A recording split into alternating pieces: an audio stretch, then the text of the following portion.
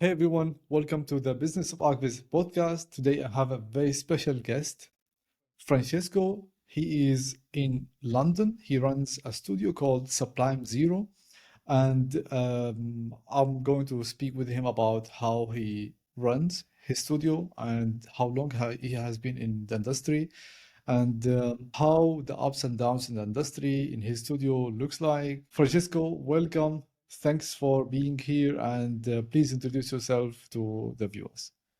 Thank you very much, Anis. Hope you're okay. As you said, my name is Francesco Flomin. I am the founder and director of Sublime Zero, a CGI company based in London. Archviz Studio, I work mainly with interior designers and architectural studios and real estate developers. Most of my works are more than competition, are more like turnkey projects, custom-made projects for hospitality and residential markets. Yes, it's a one-man band studio. I have sometimes outsource outside, but mostly it's on my own. I have some remote collaborators, but it's mostly me. Um, and yeah, I founded it in 2020. That means that, yeah, it's already 4 years. Before that, I used to have my own company in Italy. Then I moved here to London and I worked in a few places. And in 2020, I started over again. Perfect, perfect, amazing. When did you start in the whole industry? It was, I believe, 17, 18 years ago. Okay. I was studying at the university. I'm not an architect. I studied something completely different. I studied communication. But I remember that a friend of mine had an uncle who worked in a company. I don't remember what they did. And so he passed me a trial of 3D Studio because they had 3D Studio in their offices. And yeah, when I saw what it was capable of, honestly, it was 2004 probably, so it was very different from now. But when I saw what the capabilities were, I thought, wow, this is amazing. This is pure creation. And in a year time, I believe I said to myself, okay, I found my way. This is gonna be the job that I want. I didn't know anything about architecture. I didn't know anything about design, but I was lucky enough to be proactive and look for resources over the internet. So I remember that I met people who were on the design and architectural side who taught me a lot because I was always asking questions and they were very patient. And at one point, I realized that um, it was a trial and error for me to, being stuck trying to do something. Um, and in a matter of months, I would say, I started producing images that even these people were not able to produce because they were focused on something completely different. And I remember they adopted me in this forum. Look at this guy who came from nothing and he's not an architect. He jumps over here and he's making images. And so I remember that in my first period, it was more like I had a lot of imposter syndrome. What am I doing here? I don't know anything about architecture. I don't even know if I can do this job because people will ask me something related to studies that I didn't really do. Um, but then I forgot about that once I started, working. And yeah, that's the very first period of my career in CGI. Interesting. I mean, we were talking for quite a while. That like I didn't know that you studied communication. Tell me more about your studies. Nothing really to say much more than it was a very theoretical university in my hometown. Usually, it's more for people who want to study journalism or go into advertising. Hmm. So it's a lot of communication based on based on symbols, the way how language works. There's a lot of theory of language, um, and a little bit of economics. So it's a very, very spread out information, and I liked it. I don't think that when I found my own passion, which was pretty much detached from these studies, I never said something like I regret studying this because I really enjoyed it, but it didn't bring me to my work. It didn't bring me to my career. Sometimes it happens in life. You know, paths are intricated, Yeah. and you might end in a different path. But like communication, at the end, it was like verbal communication or written communication. And this one Uh, is more visual one. yeah, Is that exactly.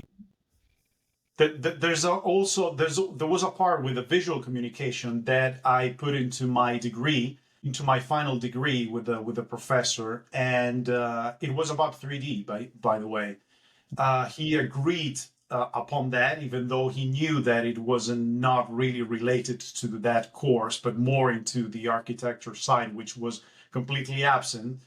But I probably sold it the idea because it's what I wanted to do. So yeah, and then from then on, I completely changed my path. I found immediately a job. I remember, and so from the summer to September, October, I went working for this company in Italy. I stayed there for a year, and yeah, and okay? after that, I started my own business back in Italy. Wow, amazing, amazing. So you worked there for 1 year, and then I remember you told me once that you established your company in Italy. That was Yes, 2015, 14. I don't remember exactly.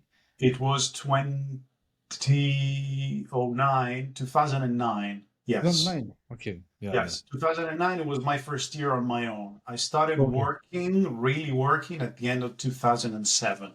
perfect, perfect. Oh, that's great experience. I mean, Yeah, it's and been it quite is a few quite years. an interesting start. Being into communication, different art of communication, moving to 3D, Hmm. and starting on your own, I would say after like a couple of years working for someone. Yeah, yeah, 1 year. Yes, it was a studio.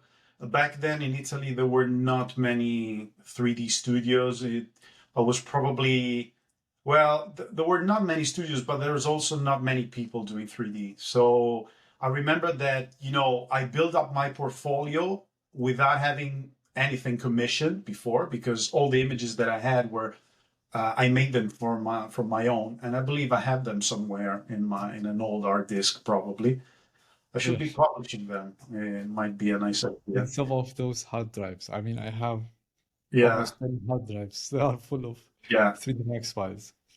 Perfect. yeah. I built my own portfolio with the non-commissioned images, and I don't think there was so much competition back then. So when my boss at the time saw it, he offered me a job without me having any experience in the 3D world, actual experience. Great, great. We didn't have a lot of competition at that time. And I remember that. I mean, at that time, it was for me, I wasn't that social guy. I don't really post much often. 2000, I mean, 2006, 7, 8, those times. I wasn't that active posting. But I remember like one of my friends, like he said, each time I post an image, I get a new job. And I told him, wow, that's really fantastic. That's Facebook. That's really amazing. And I didn't believe that at that time, but like, it seemed like that was the best way to get new jobs. Um, you moved to London and you worked for some studios. Now you are on your own. Started your Yes, company, Sublime.Zero. I would like to know the reason behind the name. It is for me a very hard decision to name a company. For example, in my first company, I named like lines. I just imagined we have lines and we are visualizing those lines in some way. And that yes. was, I mean, I almost spent 2 years just trying to name the company. Um, how did you manage to name your company? So I have probably the same attitude as you, but I don't have that patience because at one point when I started thinking about it too much, it felt like very egocentric, very um, um, very narcissistic, I would say. Mhm. No, I'm not saying that it's a narcissistic problem. Yeah. I felt narcissistic thinking about it too much because at one point I would say nobody will give a crap about the name that you're going to give yourself. What they want is something else. So be comfortable with a name that you personally like, that it might be um, that you might feel that it's your name. So the reason of the name, it's basically I started with the zero. It's because it was some kind of a bet for me because I was starting from scratch after many years of ups and downs. I had my own company in Italy, which was called Lens Studio, Okay. and it ended up probably as many other companies, not very well because you depended on clients that were struggling, blah blah blah. So, well, by definition, these things never end nicely. Um, and I said to myself, okay, let's scratch that and try to rebuild from the ashes of the past. Something like this. So the name Zero was supposed to be there. And then I said, let's put like a word that I like. So I tried a few of them. And I remember I was trying to find something regarding, positive qualities that you could find in art. So I tried many, many words. And I realized that when I put like Sublime Zero, if the abbreviation would have been Sub-Zero, which is, under zero. And I thought, wow, that's cool. It might be a nice association that Yeah. might come somehow. And so I said, I like it. That's it. And I stopped thinking about it. That Well, that's the story about it. Yeah. the good thing is it sticks in someone's mind for sure because it is in my mind since a long time, Okay. and now That I had works. the chance to ask you. Yeah, cool, I cool. I should have said something like I work in the brand communication marketing, so I know the tricks. No, you see, it was completely random. Like, Yeah, yeah, I see what you mean. Perfect. So 4 years in Sublime.Zero.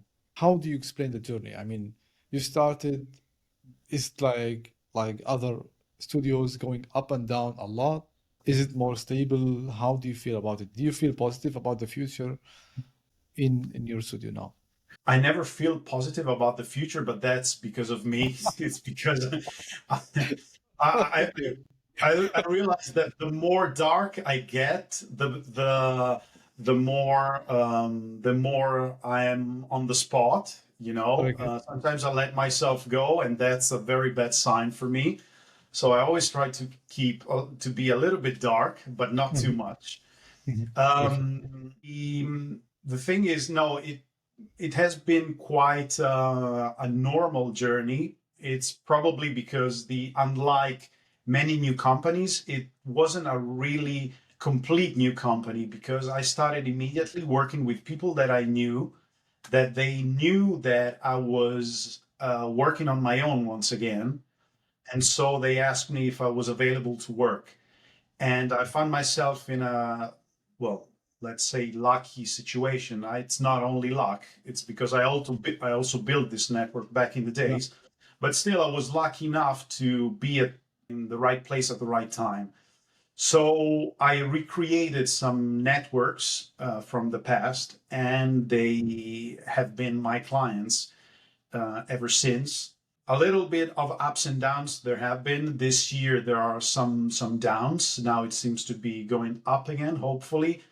But I'm so sick of thinking about ups and downs. It's because in my experience, you should probably just focusing on keep on going and try to make the best out of the situation that you are in. Otherwise, it gets so brain consuming. It's really hard to ask yourself some questions like, is it because of me? Is it because of the market? Is it because of the wars in the world? Is it because, there might be so many answers that it's so overwhelming, and I try to not think about it as much as I did before, because it's energy consuming. It's not really worth Exactly. it. And about the future, yeah, I mean, as long as I do my job and I'm honest with myself that I'm doing the right things, honestly, I don't want to ask too much to myself more than that. If things will go down once again, but if I'll be honest with myself and I will tell myself that I put every energy that I had in me into the business, then I will Yeah. probably smile at the end. Yeah. Cool. Amazing. So, like, if you would like to count three things or name three things you wouldn't compromise on in your business, what would they be? Yeah, so the first one could be the fact that I don't want to be considered like, well, it's not really nice to say, but like the 3D guy for companies and clients that you worked with me. We already mentioned this in our sessions. It's like being called a CGI partner, it's better than being called a CGI guy. And that has, many nuances. It's not just a word.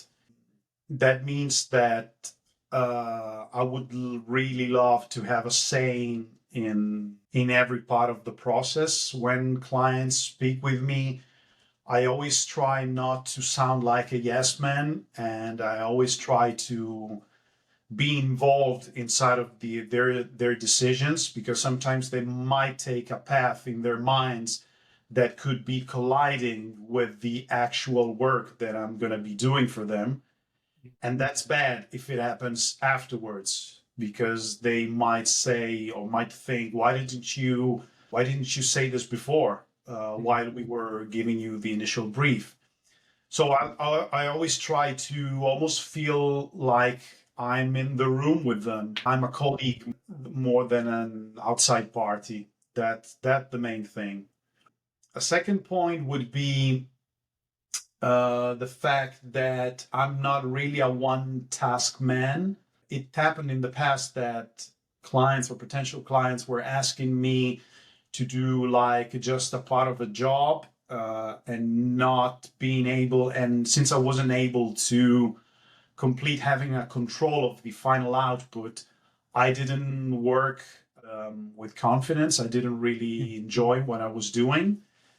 And so you come up to a conclusion that at one point you'll need to be frank with them and tell them, no, this is more like you don't go to a car shop and ask to buy only the rear view mirrors. You have to buy the whole car.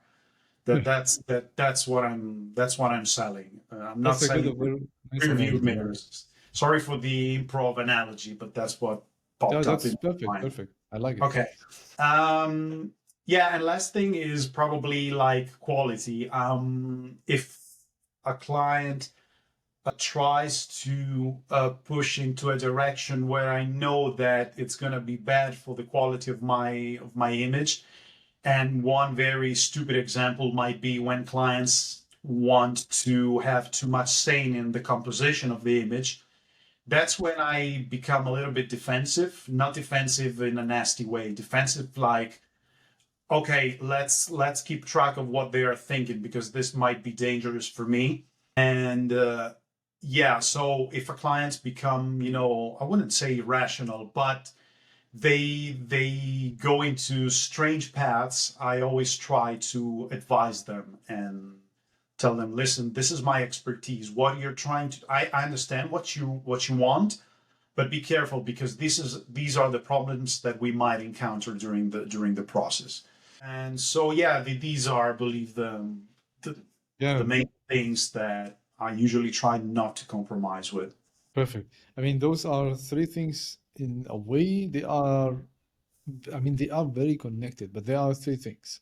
Yeah. So, if you don't mind, I would like to speak about each point, and maybe if you can say one example, or maybe go deeper into the subject because I believe those three things we suffer from in our industry.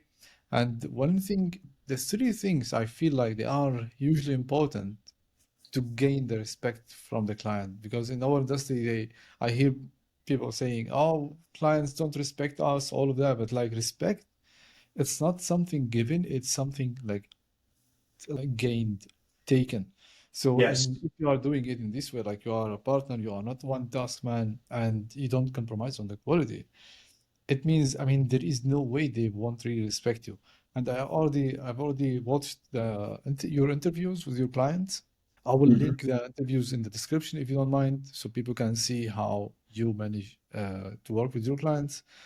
You feel like there is a certain respect between you and them. You feel like you are not talking to a client. See, it's like more really like a partner. You are talking to someone in the team. Hey, Yes. how's it going? I really believe in this, and I might be probably exaggerating. No, honestly, I don't think I'm exaggerating, but I think that being good at this job, other than making good images, because you have to, otherwise you're going to be eaten alive from the competition, of course, in every other job. Yeah. What I really try probably to differentiate myself is to find what I'm good at with people because I'm not very I'm good with people, but I don't really like to be on the spotlight. That's not my personality. Usually, I'm more hidden. I don't like to be too much social. Although we spoke at the D2 previously. Yeah, no, that doesn't compromise me being social because I'm Yeah, doing yeah. my job and I like the fact that people might there to listen to me. But Mhm. what I don't really like, for instance, is being on the spotlight in terms of, um, hey guys, this is the perfect recipe of doing a CGI job. Believe in yourself. All this business talk, it's not me. I will never be able to do so. I'm very practical. And I've always been like this in my other relationships, but also in my own job. When I speak with the clients that I already have some confidence that I always treat them like they're my friends. Some of the designers of that client that I interviewed, we usually speak on Skype, and I don't keep myself of making a joke, even if it's a little bit dark with them, because I know that they will appreciate it. They will appreciate the fact that they're in an office, they work from 9 to 5, but they also could have a sincere laugh with someone that makes them feel at ease. And I'm not even in the room. To me, this is a challenge that I have with myself because if I can get inside of that, they will feel the next time they will call me, it's not going to be just because the output are fine, but because also they know that they will have a good time working with me. And I remember I worked in other studios here in London, especially one. I didn't have any say in this, unfortunately, because that's how things work. Usually with studios with multiple people, you have to adapt. But I remember I suffered this a lot because I saw this stalling communication with clients, and I was about to, knock at people's doors saying, "Guys, no, that's not. These are human beings. Remember, please do not think with a contract in front of your eyes every time, because you might end up delivering the job, and it's fine.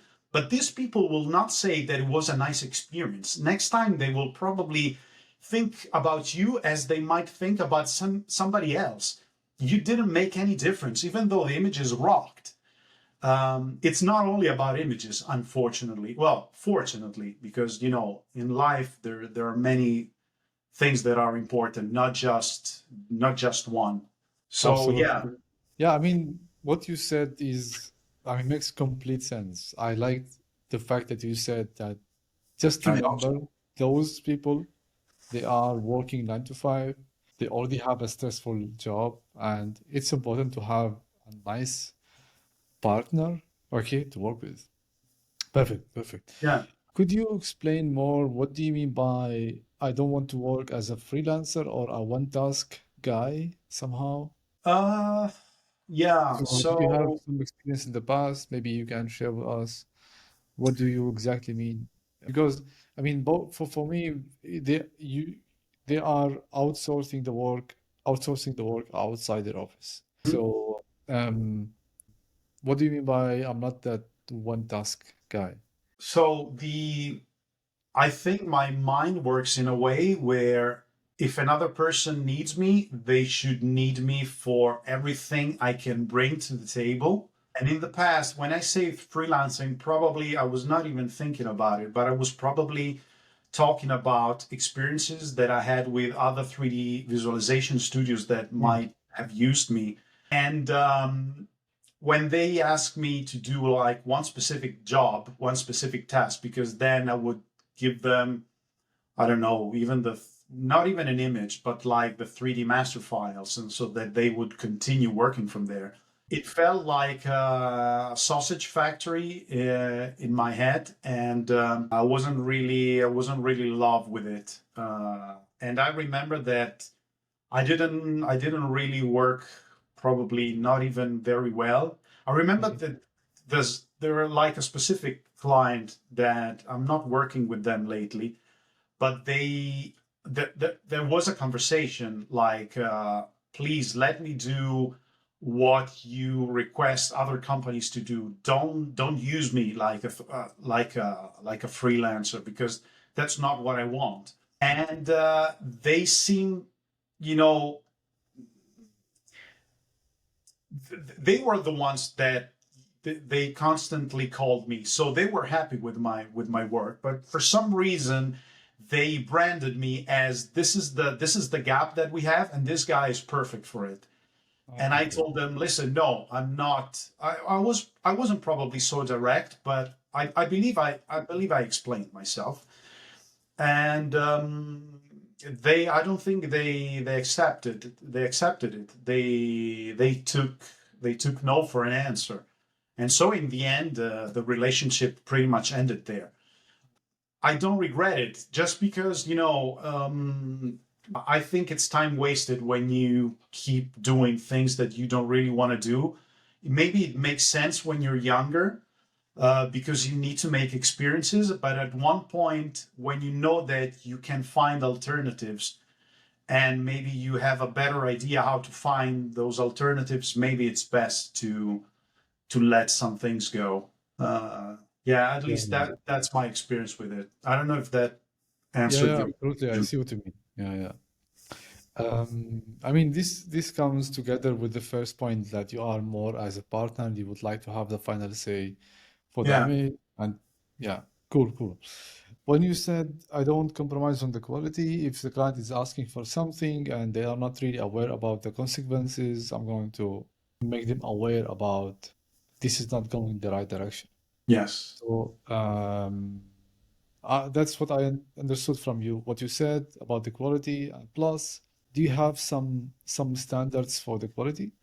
Do you have any checklist, I would say, in your mind or even written to say this image is going out, this image is not yet there?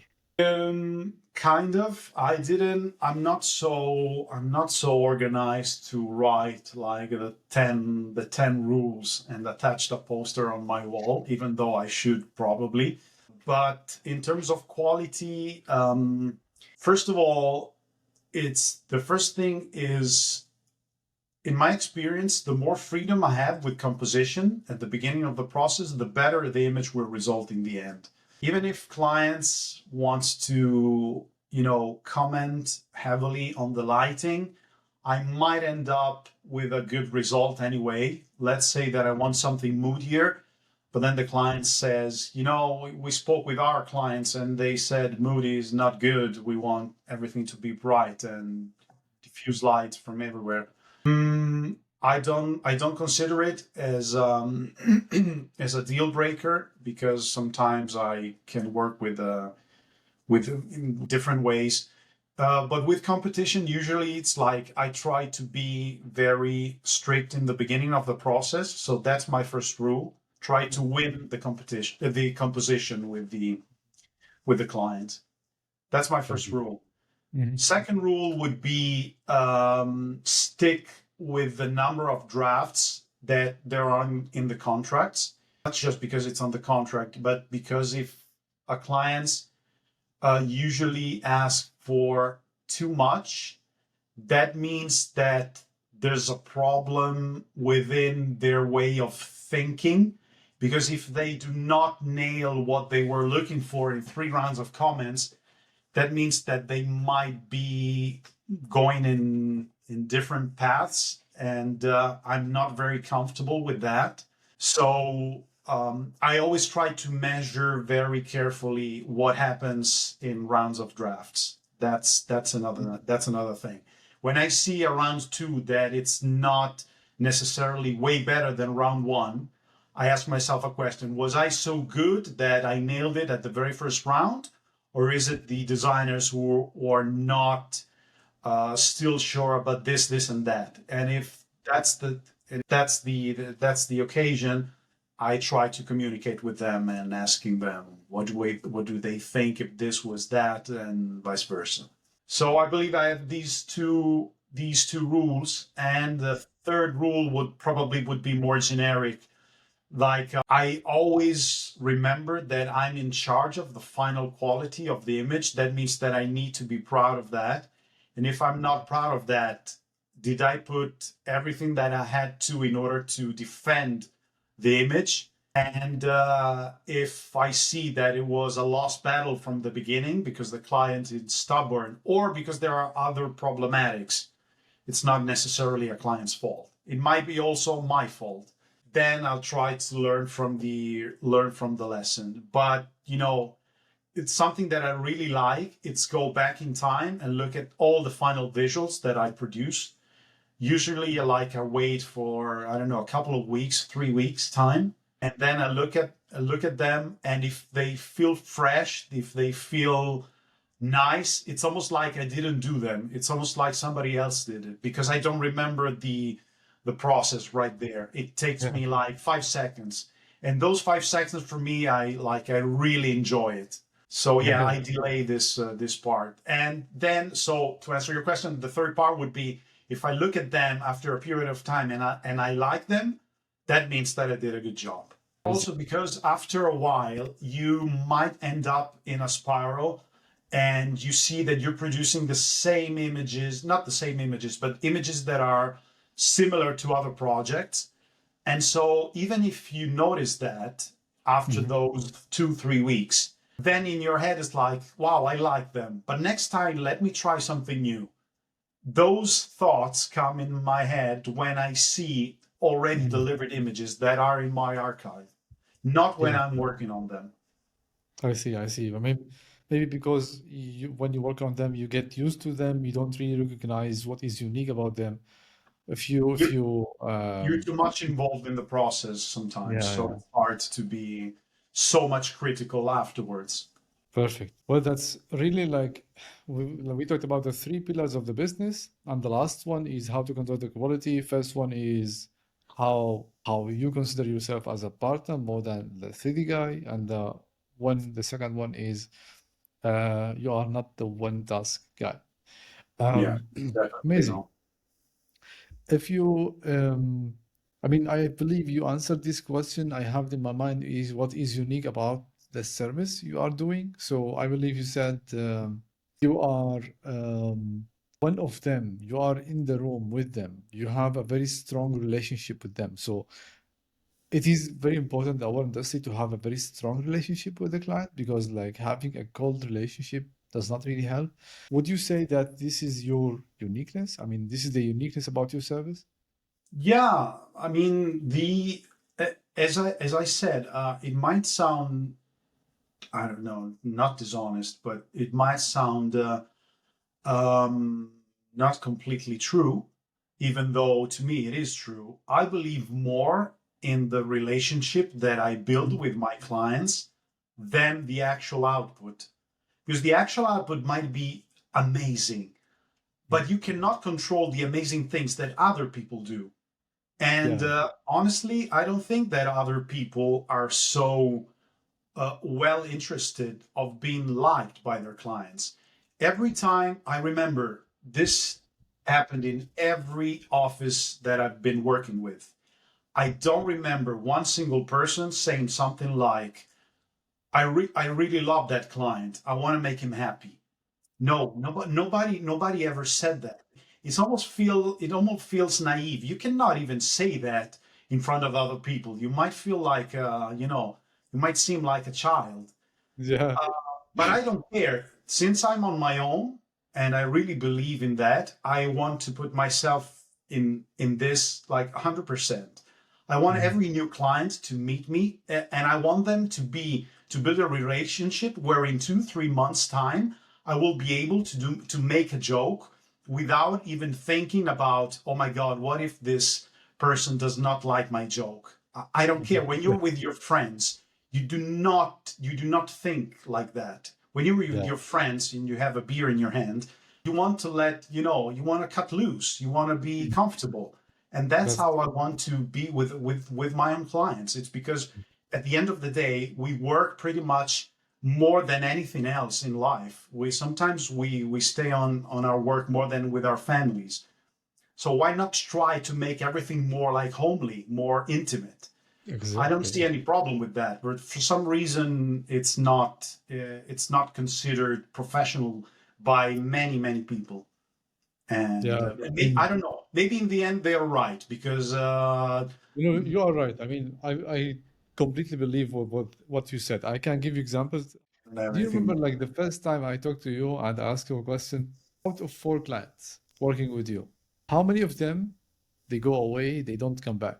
And then you told me something I have really like it's very rare to hear it. Like you said, well, all my clients they come back to me unless I say goodbye. Okay, and I said, well, Yeah, it's either he has a very strong relationship with them, or the second option is he doesn't really know. What does that mean? But then yeah, the more I talk to you, then the more I felt like even the way how you speak with your clients, the level of questions, um, I felt more as a friend with you. You see, more than someone who is like a 3D artist I am meeting for the first time. This is one example. So I'm giving you my feelings when I first talked to you. mhm, And the second one is I wrote one post on LinkedIn talking about the clients. I don't remember exactly. I might have said, just remember that those clients are also overwhelmed like you. You are looking for new clients. They have a lot of things in their heads. They are coordinating. They are thinking about their families, their holidays.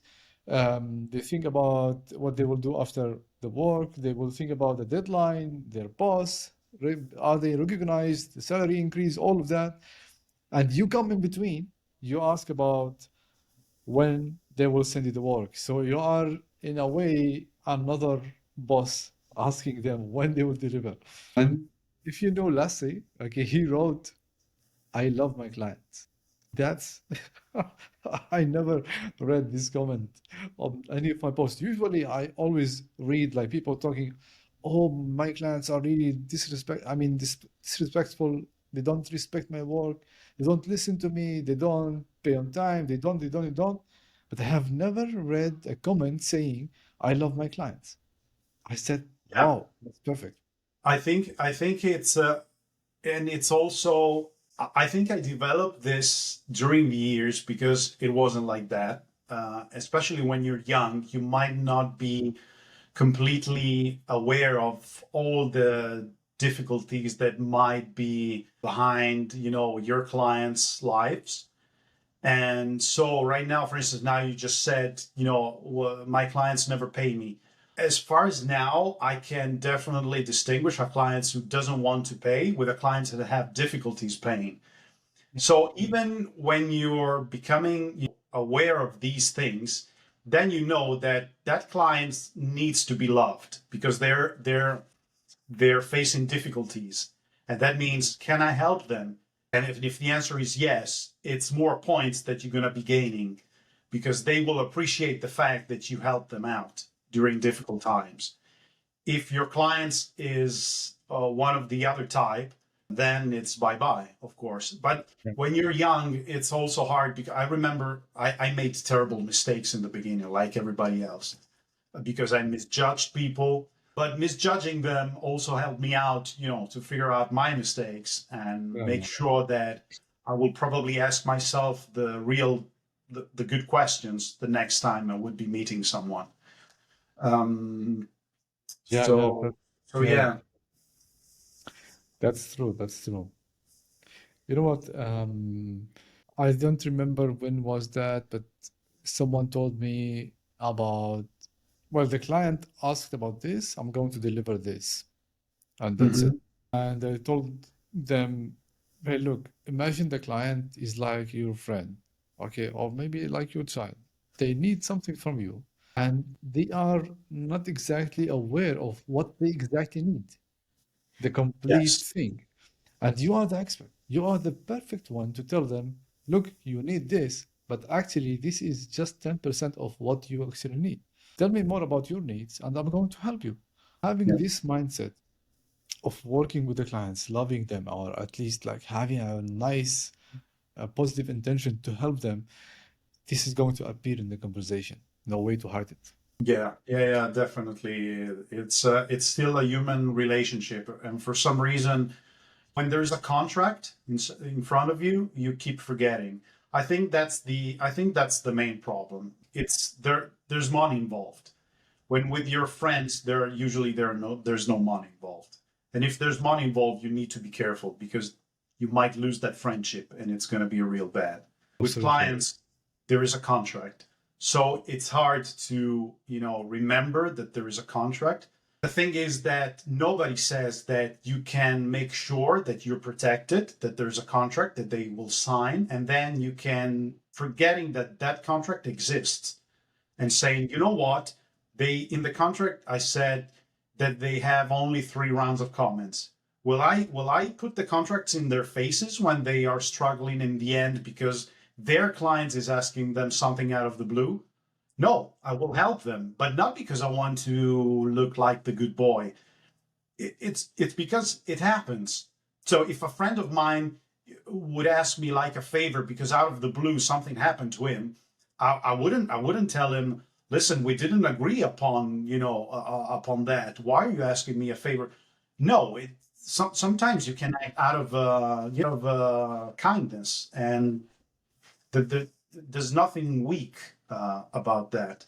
When you are a very big studio with, I don't know, 50 employees, honestly, I don't know if these rules are still valid because I've never been in the position of directing a very big studio in our field.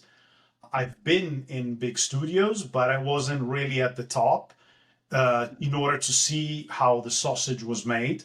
So I don't know if these rules would be still valid if at one point you will need to be that guy in a suit negotiating on everything and shaking hands without even meaning.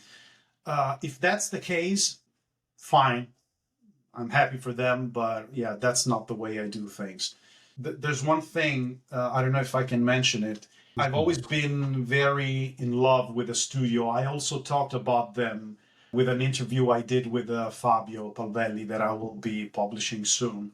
We talked about Mir, the CGI visualization studio in Norway, and I was in contact with the founder, bothering him, asking him for advices on my CGIs back then, and I kept asking him questions, but I was also trying to pick,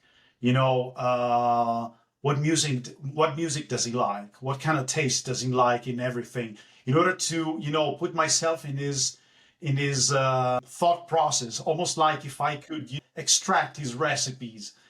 Um, yeah, it was very stupid. But the thing is that while I was doing that, I was in the habit of listening to him speaking. And I remember doing a speech, maybe it was the D2 at that day or the State of Art Academy Day, I don't remember, where Trond was asked, what do you want to do if you're growing so much? Will you be building, satellites, offices in New York or whatever? Because I mean, they're probably the best studios in the world. No, to me, they're the best. Then it might be arguing, but they're definitely one of the best still nowadays. And it didn't care. Like he's probably said something like, "No, I don't think it works with me." And what he was saying is that, he always had this sense of privacy, the fact that everything was working. It's because they were detached from the world. They lived in this small city in Norway, which I visited also, which created this some sort of, perfect environment, this limbo, detached from the noise and the money and whatever, at least from a artistic point of view. And he probably thought that if we were about to create this real business, he would lose it. And I always admired him. Like, that's what I wanted to do. Like, I want to be happy in life. I don't want it to create an empire. I don't think, I think empires are corrupting in the end, and nobody really wins in the end. And I really, really appreciated his attitude, and I always try to imitate this attitude as best as I could, because there's no way that I would never have matched their artistic skills. But still, this is something that I took inspiration from. It's not that I don't want employees, but I don't want to make jumps that I'm not comfortable about. When I Yeah. will be there, and if I see that this is a natural jump for me, I will Mhm. take it. But right now, I don't see this as a priority, and I believe it's a mistake thinking so much in advance when you have other priorities. That's what I Yeah, was about to say. absolutely. I mean, one step at a time. I mean, I have this example. I have the example not like I give it as an advice, I do it myself as well. Um, you are going 100 kilometers in the car, you cannot, in the dark, you cannot lighten the 100 kilometers. You only lighten the first 100 meters you have uh, Hmm. in front of you. So it's also for me. I mean, someone is saying, "Oh, Anis, you are doing something really cool. You need to grow. You can scale, get a team, help many artists, help." But at the end of the day, I mean, I'm losing more time, and this time I use it literally to establish relationship with the artist because I am an artist as well. I like to talk to people. I like to see what is behind this business and um, how how can we make it even more unique rather than how to make it more big. But anyway, I mean, it depends on the artist. I feel like some people they come, they ask me, we want to grow and we want to have many employees. We want to hunt. We want. I see like the wants. They are very different from each other, and what is missing is the real view of the recent situation where you are now. And Yeah. this is somehow, as you said, I don't want to make a jump that I'm not comfortable with. If it is natural, then perfect. The natural growth, I think this is a very good term. Great. I mean, it was a very great conversation.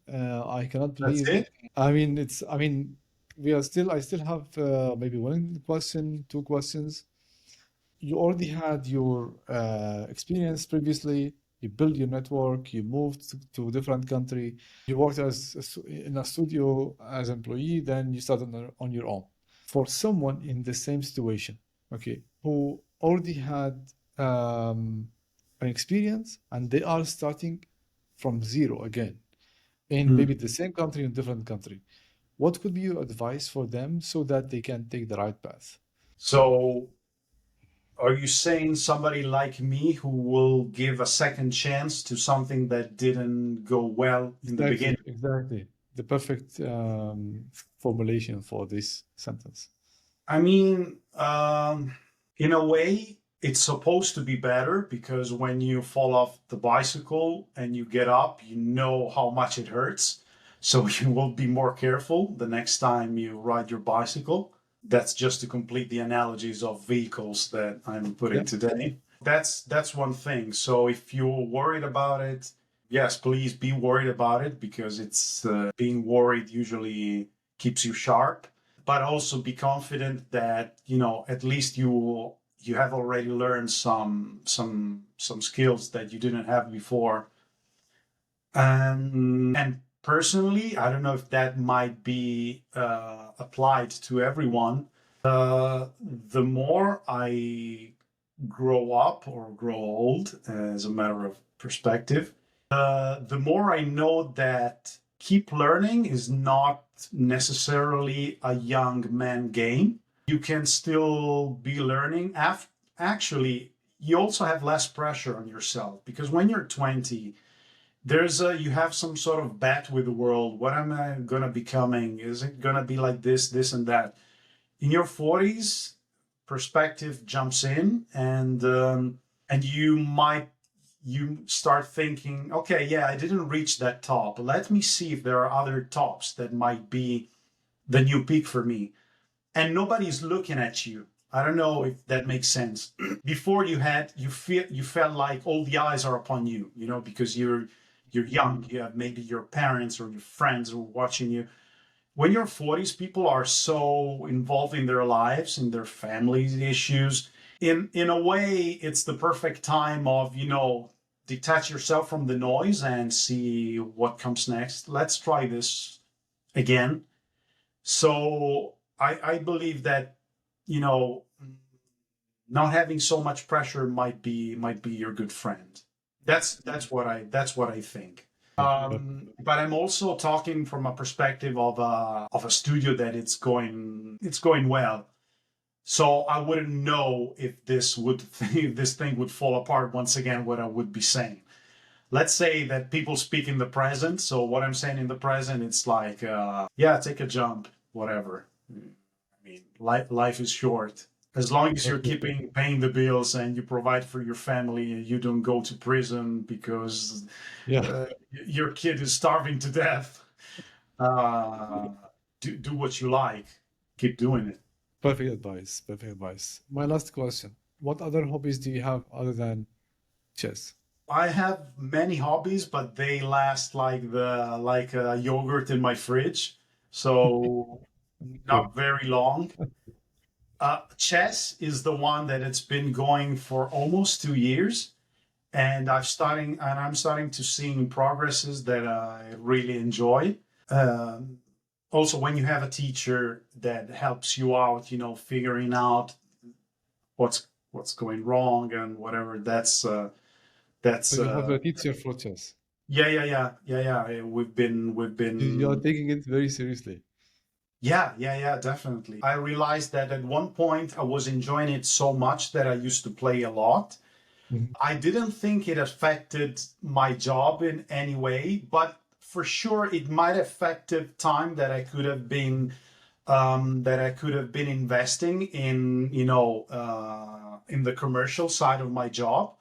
So that's why I said, is it become addictive? I didn't ask my wife, I asked it myself. And my answer was, yes, a little bit. So be careful. Do not leave it, because it's too bad, because you really love this. And honestly, with the life that we're living, having a passion, it's too bad if you realize that it's addictive and then you leave it. So I said, okay, let's try to compromise. These are the number of games that I might be playing every day. And right now I'm playing like not even every day, and I play probably twice, 3 times a week, and I make like 3 games maximum in one day. Okay. And I play like 10 minutes games. Oh, 10 Uh, minutes. That's long. yeah, Yeah. yeah. So, but it's not, they never reach the end game most of the Yeah. time. So it's less than that. And I figured that I'm winning way more now than when I used to play many games during the day. So at one point I said that there's no point of making this addiction become a real addiction. And No, now there's I can live with it, Anis. You can too. Believe in yeah. yourself. The problem is, I was not only addicted to the game, I was also watching the games on YouTube. I was also watching Okay. the analysis of the games. And I was really watching, like, what could happen if they have moved this way? And then you can imagine the complete scenario, like hours really wasted just to imagine how the game would have ended. Like for example, the game where Carlson came like 3 minutes late to the game. You see, like it's Yeah, I five remember that hours, video. and I mean that was only like 2 minutes. He played only 2 minutes. I think I spent 2 hours. If I count the repeats just to analyze his moves, then I said, you know what? It was completely psychological. I mean, he played more Yes. psychological confidence more than the Yeah. real game. And Sometimes I watch videos in the evening just before going to bed, not even during the day. But I still sometimes I watch people talking about games. I yeah, enjoy it. amazing. If I'm going to get back to this, I'm going to give you my account. We can play together. No, please, I don't want. I don't. Then your wife will call me and say, "What did you do?" Amazing. Francisco, it was a very nice, insightful, friendly conversation. I like it. I love it. Likewise. If you would like to have the last word to the audience, the viewer, an advice for them. They have watched how you run your studio, what are the three pillars of your studio, how you control the quality, how you consider yourself as a partner, how you don't like to be like the one task man. Your hobby, your main hobby, I would say, for now. What else we spoken about? I don't know. We spoke about many things, but like in between, if you would Yeah. like give them an advice, they watch this, how could they really apply all of this? I mean, I don't have a perfect recipe. Like my story speaks for itself because I Mm. didn't study any of that. I know that lately most of the new guys start from, it might be the academy here in Italy. They're in Italy, sorry. I still think that I'm in Italy. The State of Art Academy is one. There are many schools all over the world. Then afterwards, they jump immediately. They go to London. They work for the big studios. That wasn't my story. Like I was a complete self-taught without even not one single minute of institutions. Unlike chess, I didn't have any teacher. I didn't have anyone in the beginning. It was only passion that brought me where I am now, like asking myself the right questions. But those right questions were coming from the passion that I had. So I believe this is, again, this might sound cheesy, but if you already have it, you might be already, the wind might take you wherever you're supposed to be because it's all about passion in the end. If you're doing this starting from a money point of view, forget about it. Go work in a bank or become a lawyer because there's no point of doing 3D for making the big monies from the beginning. I mean, you might end up making good monies, but I wouldn't definitely call it as a career to make the real good money. So yeah, once again, sorry the cheesiness, but yeah, follow No, your no, passion. it's That's completely it. on point. I mean, it's not the career to make the big money from the beginning. Yeah. That's the perfect last word. Thank you very much. I will put all the if someone is going to, I mean, if someone would like to get in touch with you, where are they? How do they get in touch with you? sublimezero.co.uk. First things first, because it's my website and you have all the links right there. You have my email. You have a Calendly link if you want to have a chat with me. Then I'm on LinkedIn. I've been a little bit more active this thanks to you during this period of time. So I post sometimes in there. And yeah, I would say website and LinkedIn. I'm not on Instagram. I'm not planning to go there. So yeah, I believe these two Amazing. are the main I the will main. put the links in the description. Um, Again, thank you very much for this lovely conversation and goodbye, everyone. Thanks to you. Goodbye, everyone.